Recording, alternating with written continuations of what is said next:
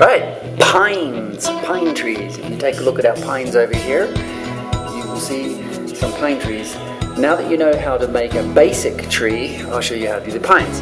A pine tree is a cone-shaped thing. So on our fiber, we're going to lay it out a little bit of a cone shape. There's going to be a point at the top which simulates what the pine tree does. It also, you get different kinds of pines. You get droopy-leafed pines, spiky ones, and sort of semi-spiky ones. And you get them in different colors, being dark, medium, or light, depending on the type of pine tree.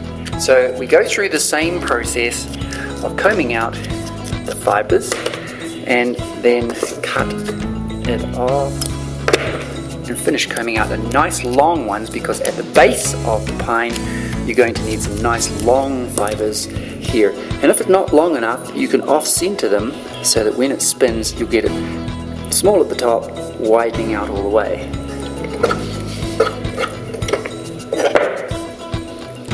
Go right down to the bottom of the trunk with the end.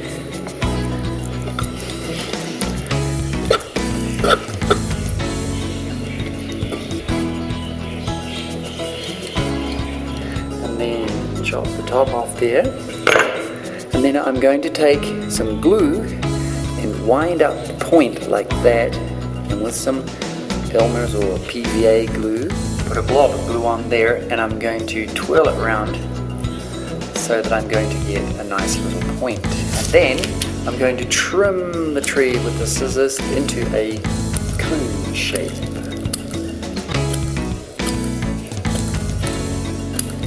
And there's the basis of our pine tree. Right, now I'm going to take my jar of 50% PVA, polyvinyl acetate glue, or Elmer's glue, and 50% water, and my tree, I'm going to dunk it in as per usual. Now if you find that you haven't got enough glue, because after you've done a number of trees, the level gets down, you can dunk it in and then you can get your brush and then paint the rest of it while it's dripping off.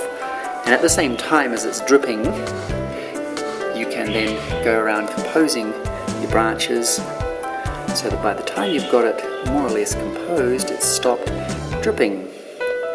Alright, then I'm going to take some reasonably dark sawdust, painted sawdust, and start sprinkling it. Right into the center of the tree is important, so you get it right inside.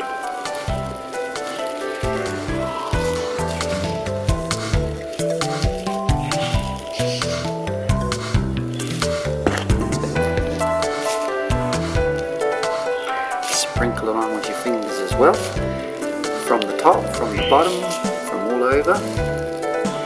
Get it nicely covered. And there is a basic tree, then you can set it aside to dry, and then once you've let it dry, this is another one that's dried. A pine tree usually has those lighter, slightly lighter coloured branches, and so I've got one that's slightly lighter, or maybe even this light green here.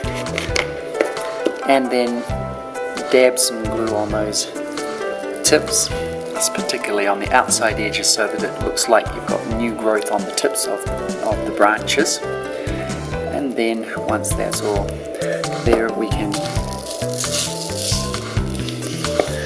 start sprinkling it over those little bits, the little blobs of glue on the tips. Shake it out, and you'll see that your tree is a lot more realistic.